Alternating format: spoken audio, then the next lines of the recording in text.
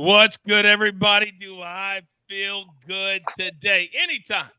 It's a Tuesday of a signature event, the 6th this year on the PGA Tour. I am feeling good. I'm your boy, the coach. This is DTL Golf, the smartest and best golf and golf betting brand out there underneath the Driving the Line brand. Shout out to the SIP 566, our newest premium member. Welcome to the team. Also in the chat, a member of our crew, DG. He's at work right now. If you have any questions on anything, put them in the chat. He'll answer them in real time. Now, I got the best crew in the business, the absolute best. In fact, 2 of my 3 will be on site at the Wells Fargo tomorrow to be educating us all week. So let's not waste any more time. I don't need to tell you. They're going to tell you. Let's bring in the stars of the show. And we're going 4 wide. Everybody is here today. Look at those gorgeous faces.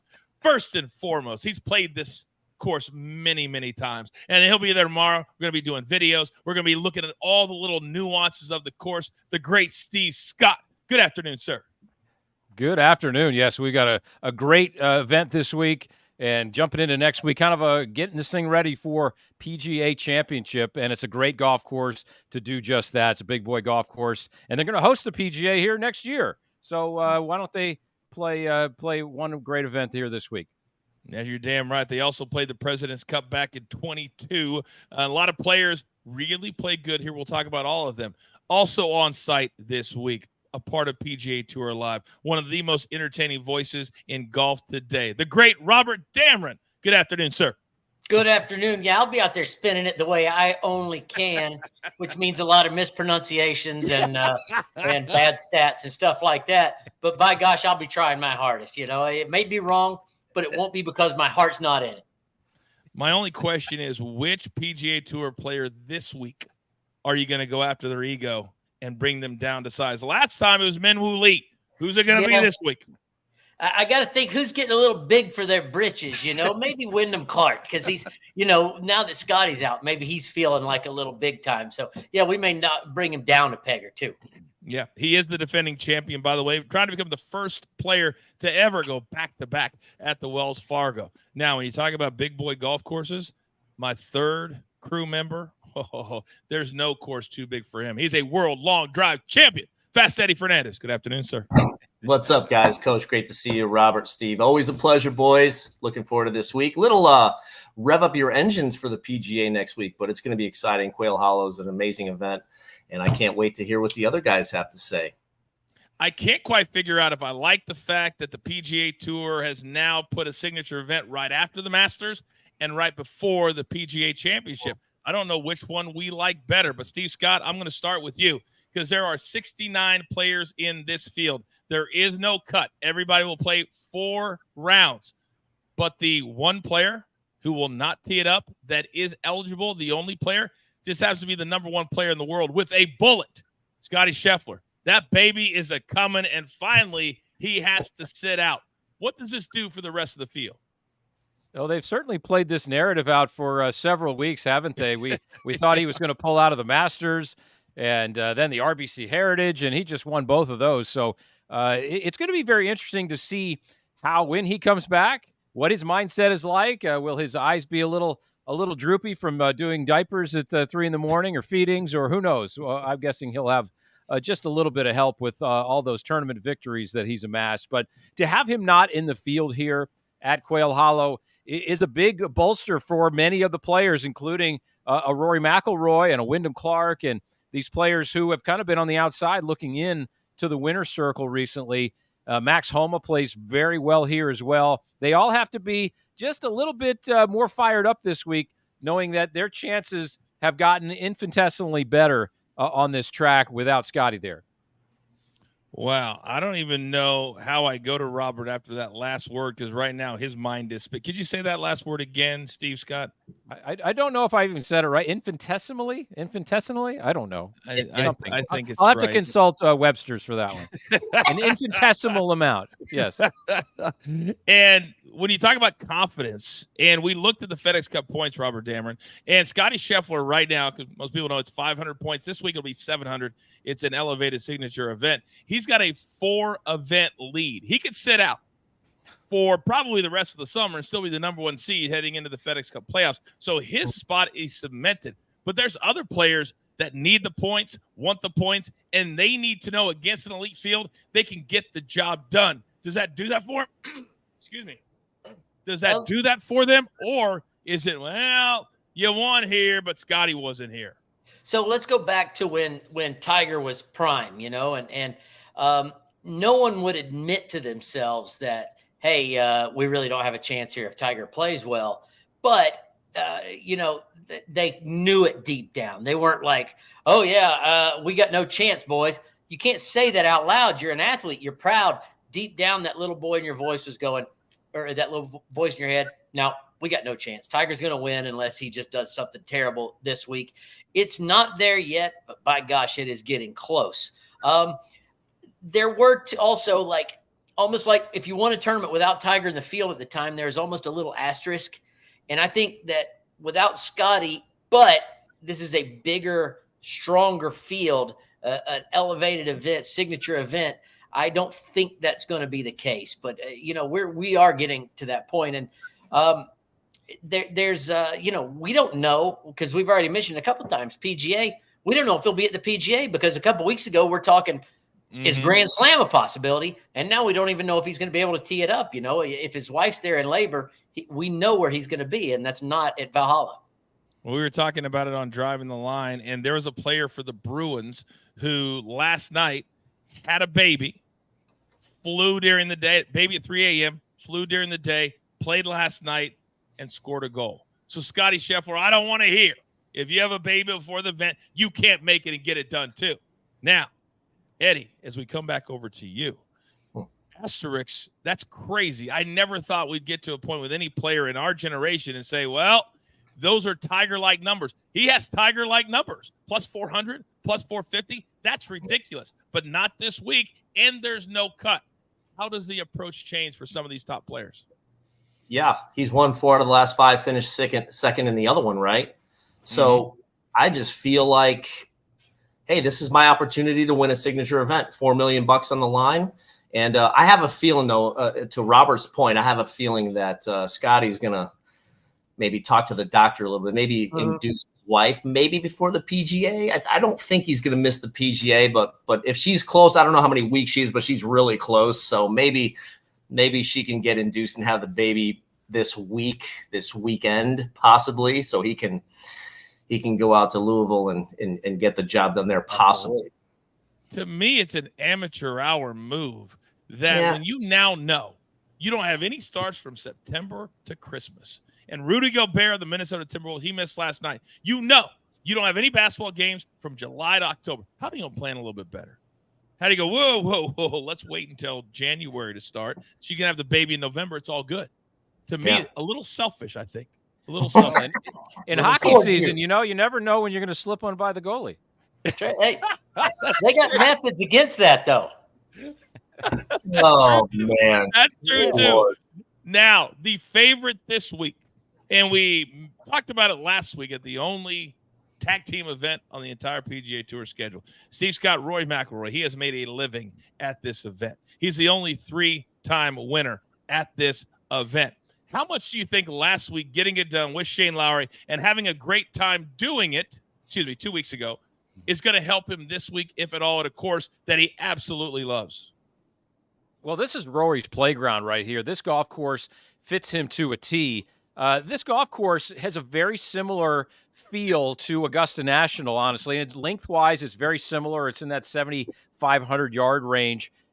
We know that he's been very close at Augusta. He's won here. This is the type of golf course that Rory thrives on. The bunkers, to carry a lot of the bunkers, are 315 or 320. When he steps on it, he can pop it over those bunkers and have nothing into these greens, where other players have to play around the hazards a little bit and those bunkers. So he's got a huge advantage there with the length, and with that high ball that he hits, he can just send it over all the trouble, essentially.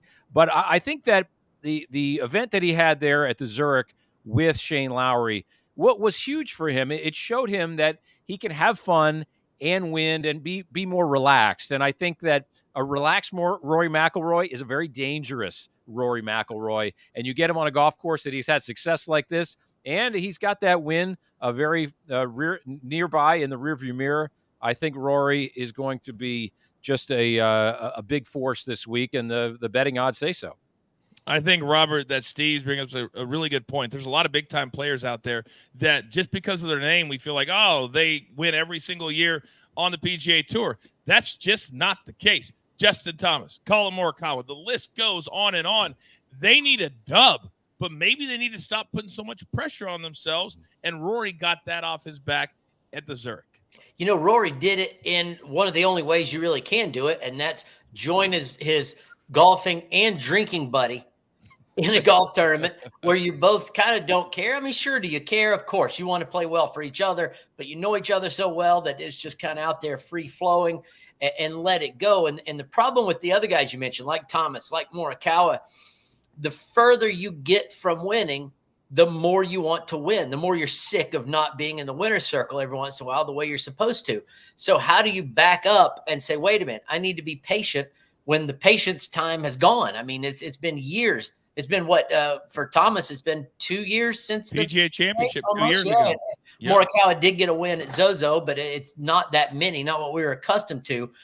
So yeah, you really have to find a way if you're one of those guys. And I don't know what it's going to be. I don't know if it's taking your mind off of playing golf by running more, or I don't know, go woodworking, something. There could be any kind of formula for it, but you've got to take that pressure off yourself that, God dang it, I haven't won in so long. I'm sick of this. I'm this good. I'm supposed to be winning at least every few weeks, and stop pressing really hard. Kind of just have a good time the way Rory did at New Orleans. But Eddie, you played high-level competitive golf. You've had it start on the PGA Champions in the last couple of years. You also had to perform in competitions where you got to get it inside the grid when the red light is on. So how do you do that for some of these players that, man, I think behind closed doors, they're telling their team, we got to start getting this done? Yeah, so I think the biggest thing for me was I prepared so well. I know exactly what I need to do to prepare to be at my best, whether it be playing golf or long drive or whatever. So my only focus is to execute. I know what type of shot I'm going to hit. I know the wind. I know everything that's going on. So the biggest thing for me is execute. That's all I'm thinking. Literally, that's the only thing I'm thinking. I know the shot I need to hit, and then just go from there. But to Steve's point, talking about it's amazing that these players they're so talented. Like the whole Rory thing, and even Robert's point to where Rory was so relaxed. Like I think a light bulb might have gone off at the Zurich and say, hey, you know, if I just kind of relax, and I think he's going to play really well this week. Yeah, I'm all for the karaoke after the wins as well. Maybe we'll get another rendition. Sweet Caroline, right? Wasn't that the song? Sweet Caroline. Oh my God, it was so good. Don't Stop Believing. You don't, yeah. Oh, don't stop believing. Yeah, it was amazing. The whole place was, it was great. By the way, we're always trying to add value to our shows. Guess who's in the chat right now? My numbers guy, Rafael Esparza, and as always, he's bringing the facts. Next week, Scotty Scheffler plus 350 at the PGA Championship. And producer man, you can leave that one up there too. The one you just put up for top 10, public money, all on Rory for top 10 at minus 125 this week. You have any questions for Rafael? Put them into the chat. He'll answer them for you in real time. There is nobody better, and he's on our team. All right, gentlemen, we got to get to the picks because this is really why everybody comes to the table. I want to win some cash, and I want to put it in the bank. Oh, because I love betting at major championships. So this week is very, very important. If you're new to DTL Golf, we have 5 different categories. They're not all full unit plays, just head-to-heads. Then scale it back a little bit on the other ones. But there's a lot of you that are very, very impatient. So we like to give you a little 18 holes. And at the end, maybe you cash a ticket. Steve Scott, this is your bread and butter. So we're going to start with you because there's a guy that started the year making 7 out of 7 cuts. He plays tough golf courses very, very well. He's won the API, and you like him this week. Why in the first round? Well, Kurt Kitayama's a guy, and he's at plus 5,000 this week for a first-round leader. He's had two starts here, tied for 15th with one missed cut.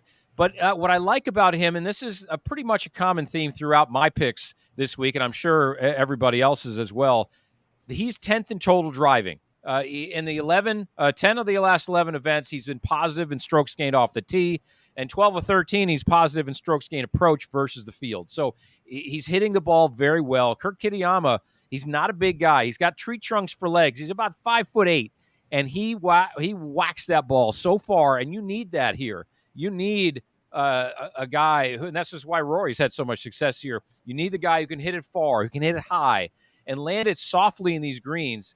And these are the type of greens here that the farther down you get in the fairway, you have some greens that fall off in the back. And so when you have back hole locations, you need shortest clubs possible with maximum spin to actually hold the greens. If not, then the ball will just go sailing off. But Kurt Kitayama, I think he's due for a good finish. He hasn't had super great finishes, but I think this is a good starting point for him to get going here at the Wells. So Kurt Kitayama plus 5,000 this week, first round leader. Yeah, he most recently played at the Zurich, teaming up with Colin Morikawa. I actually called 3 of those 4 events. He does drive it very well, and he's sneaky long on the PGA Tour. My goodness. I hate having a cold, but we get through it. Eddie, I'm coming over to you now because Max Homa, you talk about this being Rory's playground. It's turned into Max Homa's playground, and normally when he wins, he gets off to a really good start. Let's start with him. Yeah, I love it. Max Homa plus 2,800. Had the last few weeks off, and I just feel like he's going to start off this week with a bang. Won this event in 2019, 8th last year. I think he's about to break out after he played really well at the Masters. And I think he has that belief, as Robert knows, as Steve knows. Once you have that belief in yourself and you play well in big events, I think once you believe it, I think you can see it and then you can do it. So I think this week will be a good start off for him, especially with 3 more majors to go. Mr. Scheffler, I mean, what is there to say about him? He's been the second best player for the most part for the year. And behind Mr. Scheffler, finished second here last year. He's been playing really, really well. Leading strokes gained total, and he's 4th in putting over the last month in this field of players. He had a bunch of top 5s and 10s this year. I think he's going to come out of the gate smoking in this event. And he plays great everywhere. So it's almost like every event fits his game because he's just so solid from tee to green. Love both of those plays. Robert, I got to admit, I'm a little bit hurt in my heart because you know how when you get that backhanded non-compliment from somebody that you think is you're tight with. Yeah. Robert, you and Steve know. You guys know what it's like, don't you? When you tee it up, like, where was my name in all that? I don't How know. come you didn't include me in all that, Fast Eddie? Hurts to the core. Last week, you pretended like you couldn't hear me. My audio was off. This week, it's like now I'm busting coach's chops. I can't win here. Well, hopefully you win one of these first round leaders. That's all I know. I know, right? All right, RD, what two do you like? Since I've adopted my formula on this first round leaders bet, I haven't won one yet, but by gosh, I've been paying attention and I've come real close 3 or 4 times, honestly. And my formula is you can't go low on any given round, first round included, without making a ton of putts. So I pick putters, especially for the first round. You got to have a guy that comes out and makes tons of putts to get that first round lead. Who makes more putts than Patrick Cantlay? Nobody. You remember watching the Ryder Cup with all the controversy of his not wearing a hat and no one wanted to play with him and blah, blah, blah. Every clutch putt he needed, he made. That guy is the best. Really, I think as far as clutch putting, I think he's the best on tour right now. And then, it's not that his long game's a slouch either. And same with Matt Fitzpatrick. He's 28th on putting this year, but that's the worst he's been in the last several years.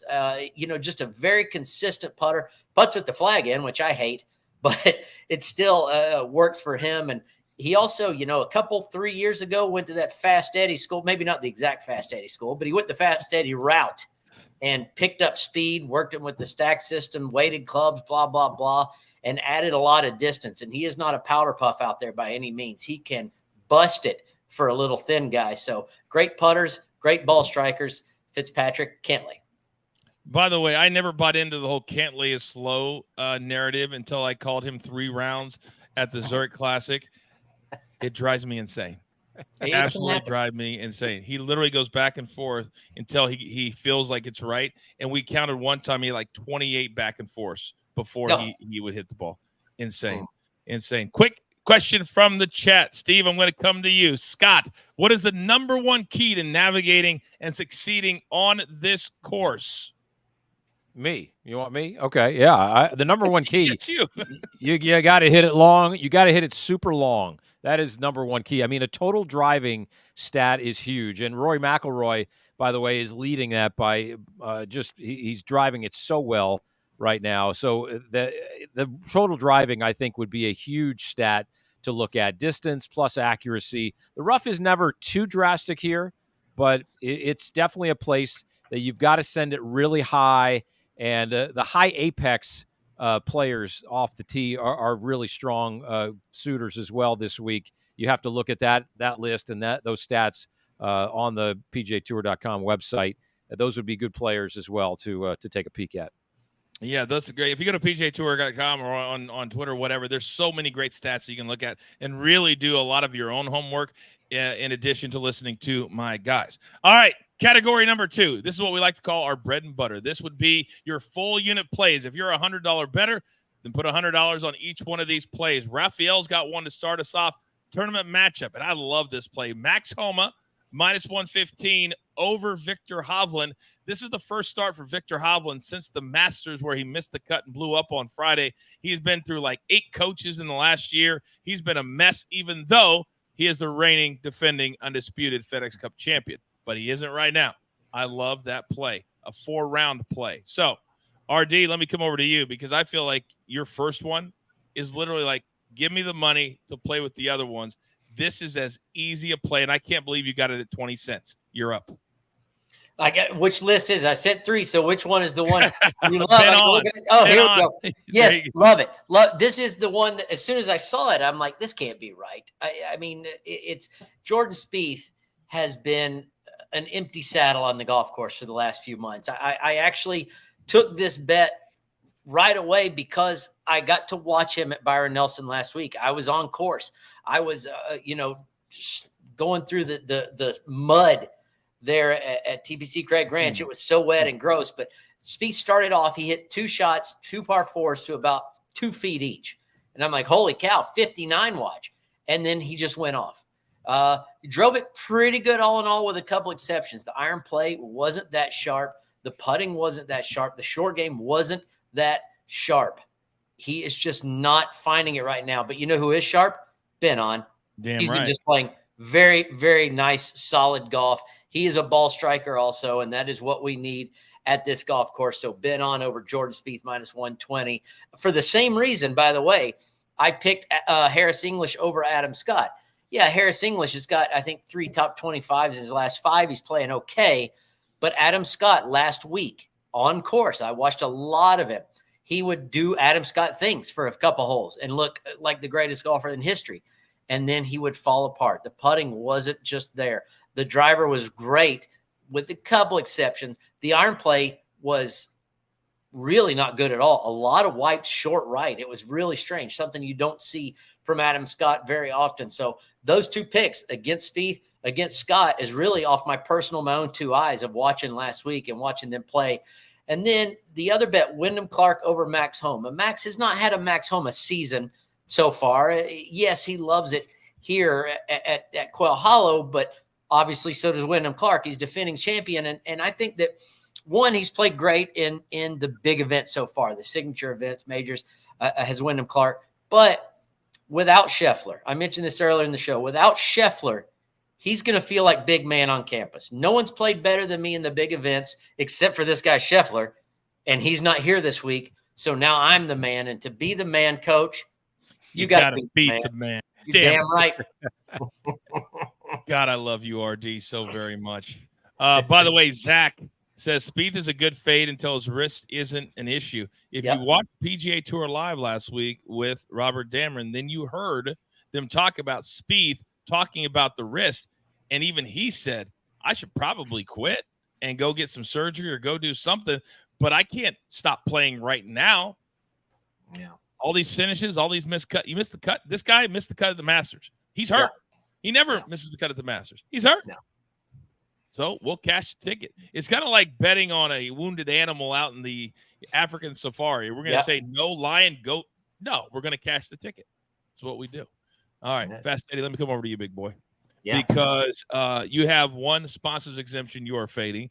Then you have another guy that a couple of years ago was like, this is going to be the next can't miss. And now for some reason, Cam Young, who you and I have played with in Florida at events, very nice guy, no social media, but he's gone the other way. Explain these two plays.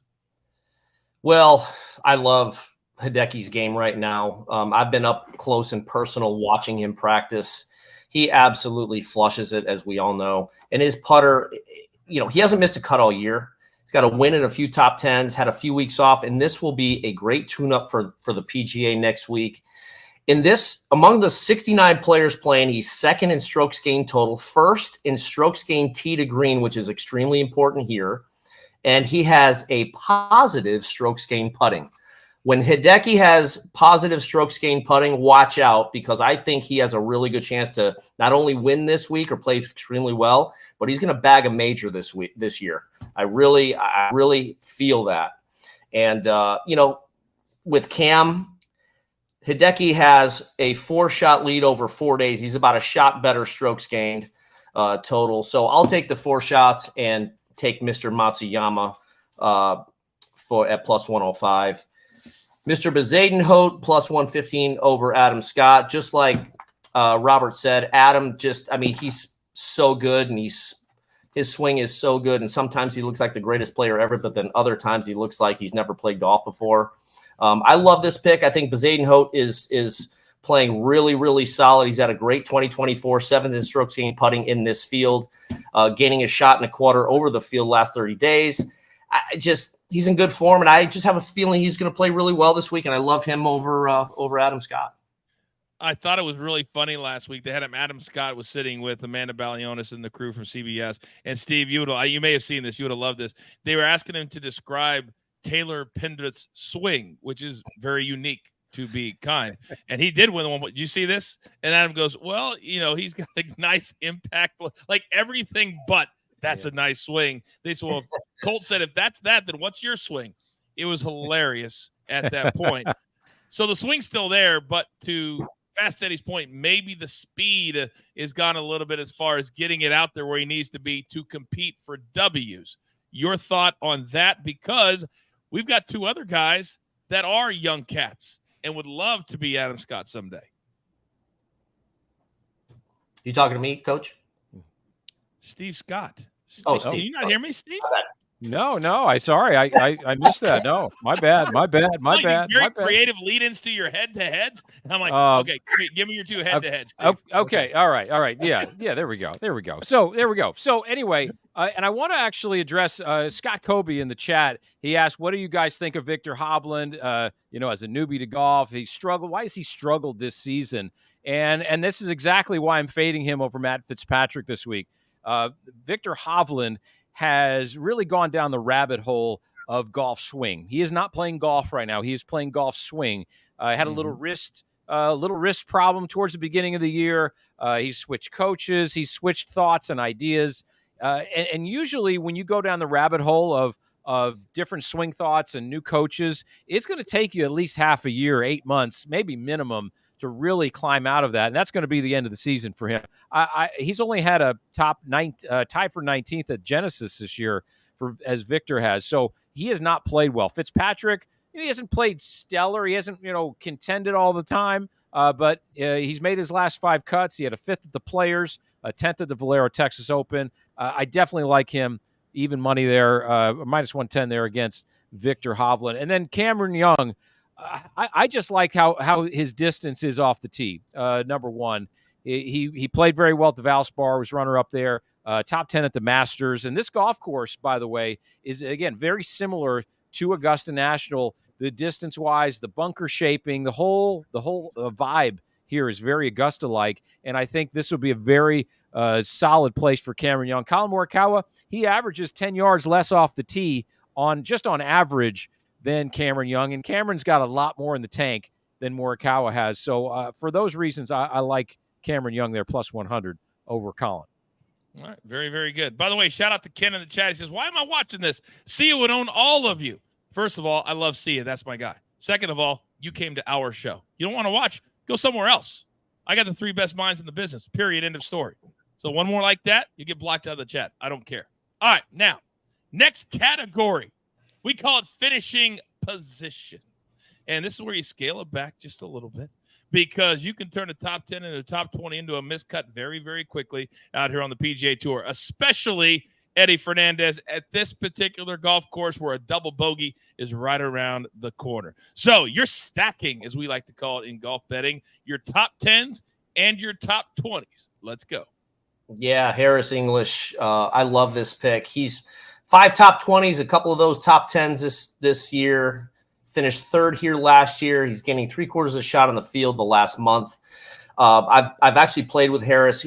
He's so even keeled. I love his attitude and the way he just kind of moves his game around the golf course. I have a feeling he's going to play really well this week. I love the plus 450 top 10, plus 170 top 20. It was, I think it was plus 190 when I looked at it last night, and it went down to plus 170. But I still love the pick. JT Poston, plus 450 top 10, plus 180 top 20, kind of in the same realm as Harris. He's more, I think, very relaxed on the golf course. He doesn't really show much emotion at all. But 5th in his start at RBC Heritage at his last start. So he's in good form. We all know that he makes everything for the most part. Made his last 6 cuts, strokes gained total 7th at almost 2 per round, better than the field. I mean, and it's a no-cut event. I love, he's got to beat, 49 players, and he's in really good form right now. I like him this week, and I may like him a little bit next week too. I also, when I'm picking top 20s and top 10s and it's a no-cut event, that completely changes my mindset. I look at players that play well on the weekends, that take a little bit longer to get going, because now they have 72 holes instead of I got to be good by 36 holes. Shout out to Japan. Says, Coach, I'm still waiting on JJ to teach me on my swing. He had a nice little 4th-place finish on Sunday. One of the kids, by the way, in his group, guess who his head coach also coaches on the PGA Tour? Colin Morikawa. It was very interesting. His dad was Greg Dobbs, 15-year veteran in Major League Baseball. His son, Brady Dobbs, stud, 14, left-handed, 170 ball speed at 14 years old. It's getting ridiculous out in this world. But he only beat JJ by 3 shots, 4th and 2nd. So my son's getting there. JJ's getting there. All right. Now, Steve Scott, can you hear me? Loud and clear. Loud and clear. I think just a little foggy today. Yes. Sorry. Okay. Very good. All right. Now I'm looking at yours, and I love seeing some new, fresh names in these signature events. And you've got a couple as you talk top 20 and your top 10 all together, please. Right. At number 1 right here in the top 20, Matthew Pavone. This guy, he was leading the FedEx Cup list there until Scotty just went on the tear. But he has jumped on the scene very quickly, and he's a Frenchman, and a lot of people don't know about him. He came from the DP World Tour last year. He won at the Farmers Insurance Open earlier this year, right out of the blocks. And at plus 260, he has had success on some of the longest golf courses on the PGA Tour. This course here at Quail Hollow is the 4th longest golf course on tour. The longest golf course is Torrey Pines. That's where he won. The 5th longest golf course is Augusta National. He had a top 12 there. So he likes these type of golf courses. He drives the ball great, and he's one of the only players. He's the only player this season inside the top 20 in both strokes gain approach and strokes gain putting. So he does a lot of good things. Average off the tee just a little longer than average, but the firm fairways, I think, this week. I've heard the golf course is playing very firm, and RD and I are going to scope this thing out tomorrow afternoon. But the golf course playing firm, it's going to be fine. The length will not be an issue there for Pavone at all. Jake Knapp at plus 280 as well. We know this guy has got a serious cannon. Contended last week, had a 1 under final round there in Dallas, kind of backed up a little bit, but I like how far this guy hits the ball. does a lot of things really well. He was 4th in strokes gained approach last week. He's got 190 ball speed plus. So a long golf course like this with only 2-inch rough is not going to be an issue for Jake Knapp for a top 20. He's playing solid. The top 10, we got Tommy Fleetwood plus 225. He's got 2 top 15s in his last 2 trips here to Quail Hollow, 3 top 10s in his last 6 starts, and 3rd at Augusta. I mean, he's just such a solid player, and he was right in the good vibes here last year as well. I think he opened with 65 in the first round, so he really likes this golf course, plays it very well. I like his action a lot. Will Zalatoris, what can you not like about him? A few signature events already. He's had a couple top 4 finishes and top 10 at the Masters. So I really like Will Zalatoris to play well again this week. This is a great type of golf course for him, I think. And you don't have to be a fantastic putter around here, but you better strike your golf ball. Will Zalatoris is definitely in that realm on the PGA Tour. The Genesis Sunday, last 2 groups. API Sunday, last 2 groups. Yep. This guy, when the competition elevates major championships, he just gets better. Quick question from the chat. Big Cheesy, he says, I see you got Will Zalatoris in the top 10. Yep. Would you like him in a tournament matchup over Spieth at even money plus 100, Steve? All day long.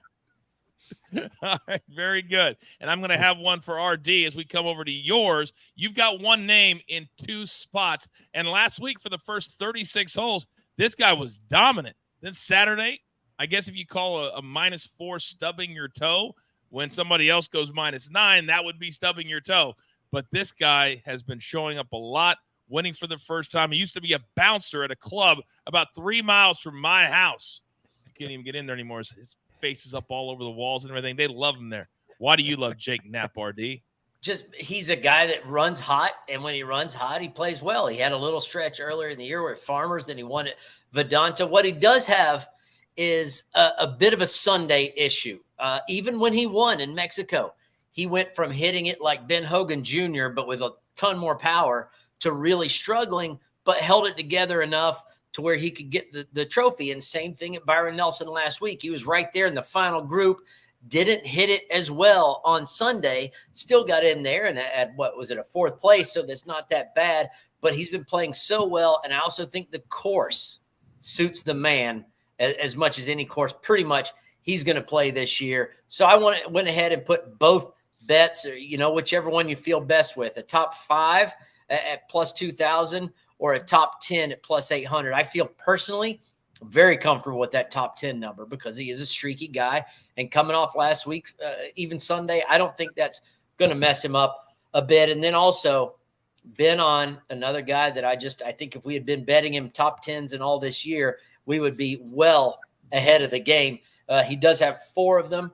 He hits the ball fantastic, which, again, that's what Steve Scott said a moment ago. You don't need to make putts here to win necessarily. It's going to help a lot, but you don't necessarily need the putts. But you cannot contend at this golf course without hitting the hell out of the golf ball, and that's what Ben on has been doing this season. Also played great last week, tied for 4th. So I feel pretty comfortable in any of those right there you want to take.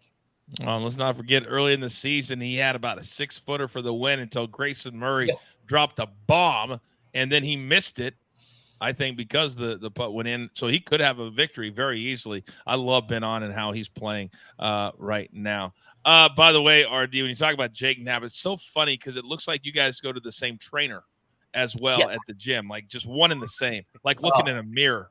We put feet off of each other. The buddy system. I'm sure there's some feeding going on. I just don't know if it's off of each other. Protein, a lot of protein. Yeah, feeding. A lot of protein. That's low. That is so mean. Leave RD alone, will you? Come on. My bad. I'm sorry. Not really. All right, 4th category, and this is the one that we love. This is the hardest bet in all of sports. I don't care what sport you're talking about. To pick a winner on the PGA Tour is the hardest thing to do, unless you just bank on Scotty Scheffler every week, but then you're going to lose money if you do that every week. I guess not right now, you wouldn't. Not in this stretch, yeah. Right. Well, plus 350, you will lose money long term if you do that. So, RD, let me come over to you. because I don't mind short odds Yeah. in a field that's only 69 players. Normally, I like to be at least north of plus 2,000 to pick a winner. But this week, I don't mind short odds. And you like a player that absolutely dominates. Let's start right there. Absolutely loves this place, dominates here. You said it, only 3-time winner. It's got the course record here, which is a 61, which is impossible. I don't know if you ever played there. You cannot shoot 61 if you played there the rest of your life. It's unbelievable. But that is his playground. He's coming off the win last week. We went into it earlier, so I won't beat a dead horse too much. But obviously, I think mentally a little switch went off in his head. He had fun. He won with Shane Lowry, continuing that attitude. Like you said, is plus 750 great? No. But is Rory great on this golf course? 100%. And the same with Xander Schauffele.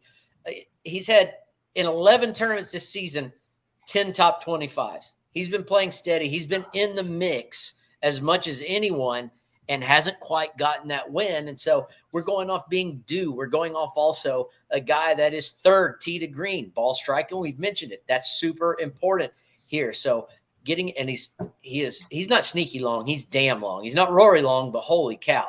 Go out and watch him play some if you get the chance in person. You'd be shocked how a little guy can move it out there that far. So, yeah, both guys playing great. Big event, not long odds, but this big event's going to be won by a big player this year, and that's why I took those two guys. It's kind of like betting at the Masters is also like 80 or 90 players, so it's much, much different. The numbers are much, much different as well. By the way, to back you up on Xander, going into the Zurich, out of 10 events, you say, how do you become the third-ranked player in the FedEx Cup point standings without a victory? He had 7 top 10s out of 10 events. Crazy. He's always right there. I said that it's really hard to pick a winner. TJ said in the chat, not if you are Fast Eddie, as he has picked 3 winners so far this year, 1 long shot, and I think 2 with Scotty Scheffler, I believe. Yeah. So right now you're riding high. So we're looking for a 4th dub out of you. And as I look at my notes, it'll be interesting and it'll be exciting if either one of these 2 cats is there on Sunday afternoon. Talk to me. Yeah, for sure. Collin Morikawa, he's been playing, he's kind of resurged a little bit this year. 3rd at the Masters, 9th at RBC. He's just trending up. I love the way he's starting. He's getting his iron play back, and it's just a good warm-up for the PGA next week. He's positive strokes gained in every category. Whenever I look at winners, I look how they're playing, especially the last 30 days. And he's positive strokes gained in every single category in the last month, and he's due for a win. He's such a talented player, and he thinks really well. He's very intelligent on the golf course. I think he's going to play, even though he doesn't bomb it like the big boys, but his ball striking is as good as anyone. And if he can make a few putts, I like his chances this week. JT, although he had a complete meltdown the last 5 holes at Augusta, he was, I want to say he was in the top 10 before he went 7 over par last 5 holes. So I like his chances this week, 5th at the RBC. And we all know he is a 2-time PGA champion. So, he's gaining a stroke and a half on the field in the last month. Had a miserable finish. Obviously, I just talked about that at Augusta. But, he's playing pretty solid. He had a great beginning to the year, got rid of his caddy. We don't know exactly why, but I just like his chances this week. He is going to play well. I just have a feeling. And, he won this event in 2017, So I like him and Mr. Morikawa this week to take home the hardware, getting ready for next week. He was -2 at the Masters before he went 7 over and missed the cut, which was at +4. That was a diabolical miscut if you're watching that live. Don't know if you guys saw it yesterday, but he's coming into this week very, very emotional, very thankful. Did you guys see this? He's from Louisville, Kentucky, and they had a big ceremony yesterday, the day before, where I guess it's a big deal to have a huge poster like the size of a building and some of the greats. And now Justin Thomas has it on the side of a building. He started crying. It was a big ceremony. The mayor was there. I mean, like tears coming down his face. Like it meant the world to him. If you haven't seen it, go to social media. So I think he's coming in going, wait a second, I am somebody. I am a multiple-time major champion. Is his banner to the left or right of mine? Well, yours is on the silo. You know, His was actually on the big building Kentucky guy downtown. here. In the pig trough. Yeah, you were driving out of town. He was I see. where they could see it. All right. Now, Steve Scott, you're one player this week. He has a tendency to just kind of hover, and then all of a sudden he wins, and sometimes he'll win back-to-back. But when he does it, you never expect it. Is this going to be the week? Well, we're hoping this is the week. And for Tony Finau, plus 3,000, I kind of like this number. I saw, I can't remember who was in the chat and who said, that I have a problem betting on Rory. I think Rory is going to do great this week. But to try to bet that guy who's right at the top there, that's definitely a challenging thing. So I like this number for Tony Finau, plus 3,000. And here's why. Back in the offseason, Tony Finau, he lives out in Utah, worked out quite a bit with the Utah Jazz basketball team and did a lot of work, a lot of leg training, got very strong, increased his ball speed dramatically, clubhead speed 5-6 miles an hour, and his ball speed went up, some 12, 15 miles an hour on the ball speed numbers. So pretty crazy to a pretty long player. Wanted to get longer because he had plenty in the tank. So I like where he is going with the distance thing. Another thing I like for Tony Finau, he's got the third highest spin rate on tour, which means that's going to be really good. These greens this week, and I know we haven't talked about the golf course a lot, the greens this week are brand spanking new at Quail Hollow. They were redone over the summer. And so what that means is they are rock hard. And it's been a pretty dry spring so far here in North Carolina. I live just up the road in Winston-Salem from Charlotte. And it's just I've heard that these greens are just bricks right now. And so you got to hit the ball high and you got to put major spin on it. Tony Finau is that guy. And then in putting, his putting has always been his bugaboo. But 3 of the last 5 events, he's been positive against the field in strokes gained putting, which serves a guy like this very well. He's had a couple good finishes recently as well, tied for 12th at RBC, tied for 2nd at Houston. So he's not playing poorly. He just hasn't gotten in that winner's circle yet. I think this golf course is going to lend itself very well to Tony Finau's game. That is a great, great nugget. And for those of you who may not be a golfer, PGA Tour, to spin the ball, it's hard to do with anything lower than an 8-iron. And when you're on rock cards, and a part of me, guys, I kind of like it when you PGA Tour pros, you hit that big bounce on a rock hard green and it shoots over the green, and they go. like LeBron when he gets fouled. Yeah. Yeah, Exactly. How did that happen? Oh, Yeah. It's just so funny. I know it's frustrating, but it's funny at the same time. All right, we've got one more category, and then we're going to get out of here. By the way, not sure I mentioned it, but tomorrow we'll try to get it posted as soon as we get them. But Steve and RD will be out on the course.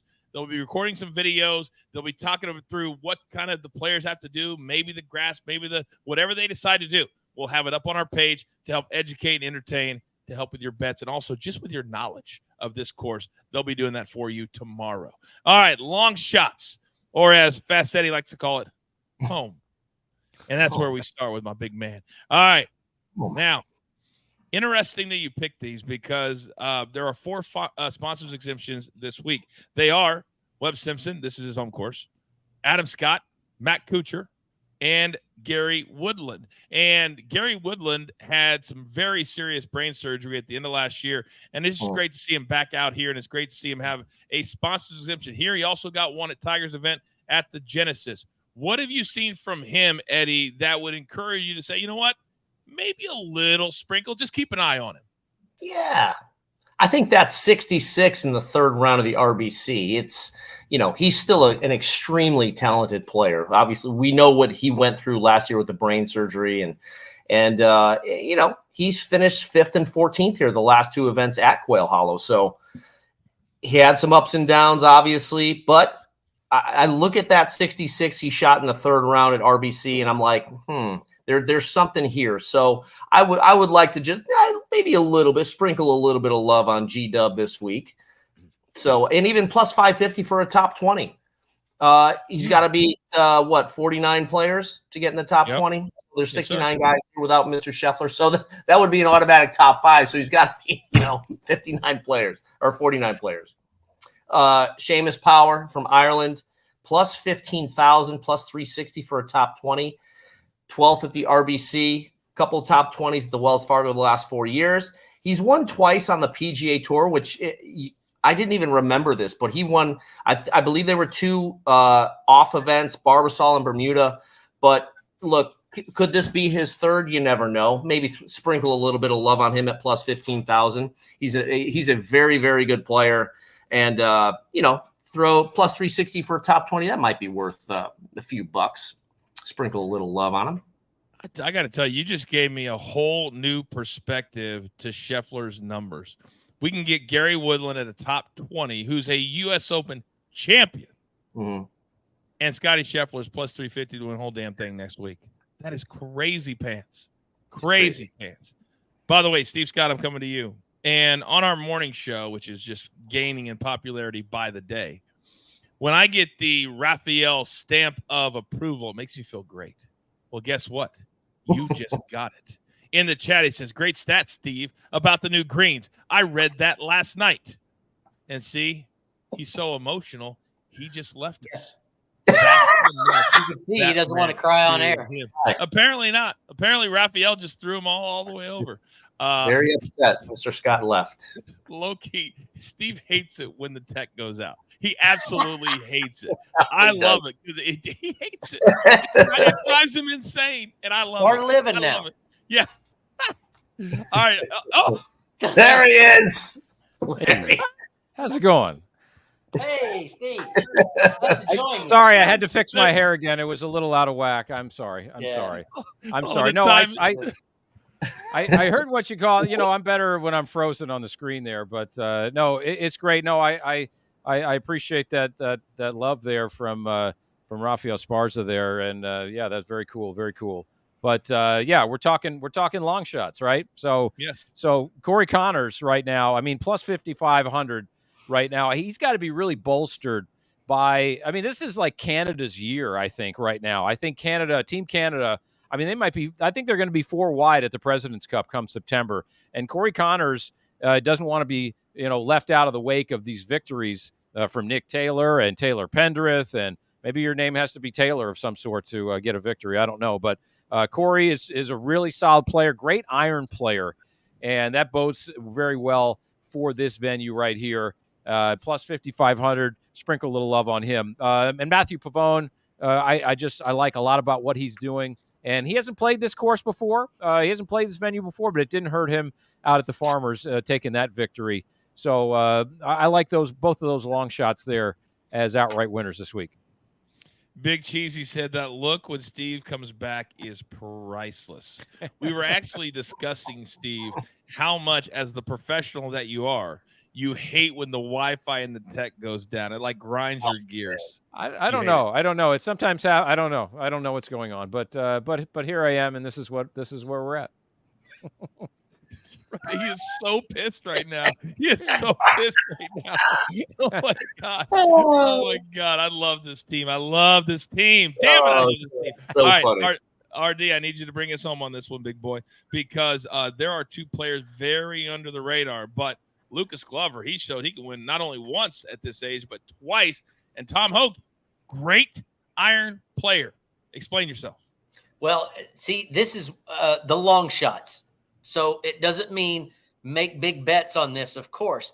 But I love these bets I made. These are 2 bets. When I looked them up and I wrote them down, I'm like, man, I feel good about these. Lucas Glover, you mentioned it. He is a U.S. Open winner. He knows how to win on hard golf courses. He did win twice late last year, and he's from not far from this area, and he was, and may still be, as far as I know, a member at this golf course. Loves playing here, is friends with the Harris family who run all of Charlotte pretty much. He's been there a ton, and just wouldn't shock me in the least at 55-1. And then Tom Hoge, holy cow, 60-1, even worse odds. He is second in approach. You mentioned it. But let's talk about some just brutally hard golf tournaments. How about Genesis at Riviera? He finished 8th How about Arnold Palmer Invitational, which is the hardest course on tour pretty much the last handful of years? He finished 12th there. He is just playing so well, tee to green, especially with the irons, that 60-1 is definitely worth a little sprinkle. And I love it because Eddie talked about it. RD talked about it. When you have a long shot like that, it's really, really smart to go down, and BetMGM does this. Although their golf is horrible, they need our help. DraftKings is pretty good, where you can see the 5, 10, 20, 30, and 40. And usually you can get a pretty good number on the top 20 if they're at the numbers that we're talking about right here, which is really the smart play. You'd rather do top 20 at plus 550 than do something at plus 6,000 where they're probably not going to win. They're probably not going to win. All right, gentlemen, those are all 5. We like to wrap up every single show. And again, next week, we're going to have a robust PGA Championship show with everybody. We're going to have more information on this event and this course tomorrow from RD and Steve Scott. But we like to end every show with whatever they want to talk about 15 or 20 seconds, our final thoughts. Steve Scott, you're up first, sir. No, I just looking forward to this. Is a great 2-week stretch. This golf course is one of those that you just can't help but watch this event. You got the Green Mile to finish. You've got just a great amphitheater setting coming down the last, and somebody big always wins this week. So I really can't wait to see how it all shakes out on that 16th through 18th holes there at Quail Hollow. And you're going to see somebody miss it to the left on 18 and get very lucky. Very lucky, and it's going to pay off. It happens every single year. RD, talk to me. I, too, am flying up to Charlotte tomorrow to cover it up there. I'm very excited to do so, not just because of the great golf and the awesome golf course, but damn it, Fast Eddie, it's hot here in Orlando. It's in the 90s. But the summer hit like out of nowhere. So get me out of here, back to Charlotte. The weather's supposed to be much more tepid. Fast Eddie, bring us home. Yeah, it's a little toasty out there today, Robert. I will be waving to you because I'm flying over to Richmond, Virginia tomorrow, so I'll wave to you from the plane. I love this week. I love next week. It's going to be such a great it's going to be an interesting week because somebody other than Mr. Scheffler is going to have his name on the trophy. So we'll see what happens, but I think it'll be a great week of golf leading into next week. So I'm really looking forward to the PGA Championship and talking about that next week. So great show. Quick question, Eddie. Your Seabass over Adam Scott. What book did you get that at, sir? DraftKings on Data Golf. It was kind of on the betting side of it. So full disclosure, all my picks on DraftKings. Okay, most of the ones are DraftKings. We love all the sports books, and we'll certainly do a deal with any of them, and probably very soon. But most books stink at golf. I'll be taking over the golf whenever we partner with a sports book because they suck. DraftKings isn't bad. The rest of them, they stink, and they would admit it. Got to be better, boys. Got to be better.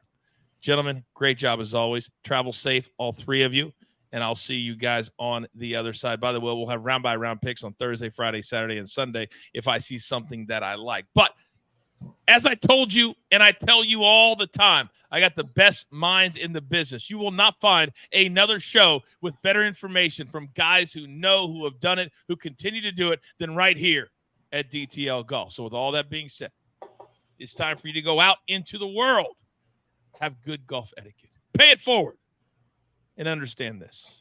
There's only one thing left to do, and I believe you all know. Wells Fargo, what that is. You got your marching orders. Let's take all of these tickets straight to the pay window. From my Tucker Lobo, Steve Scott. He'll get in a better mood. My man RD, always in a good mood. My man Fast Eddie Fernandes. Don't look now, the ball's sailing over your head. I am simply the coach with producer man always behind the scenes, making the show look like $1 million. We grind for you so we can win with you.